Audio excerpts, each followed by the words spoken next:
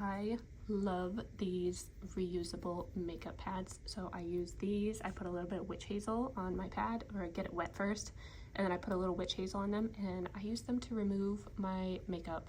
I have a few of them that are stained that I didn't put in here, but then it comes with this bag, which I'm not even sure how you're supposed to wash them, but as I use them, I just have this in my little medicine cabinet and it sits in a little pile, and then as I use them, I just shove them in this bag, and then once the bag, like I have like 2 or 3 left in my medicine cabinet, I'll throw this in the wash with my regular laundry.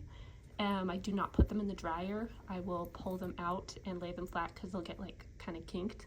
So I just lay them, like I have little hooks to hang dry them in our laundry room, and then I'll just add them right back to my pile. These are great. They're soft. They don't irritate my skin at all, and I love these. I will not be going back to disposables. This set is perfect and has just the right amount to where I don't feel like I have to wash them every single day.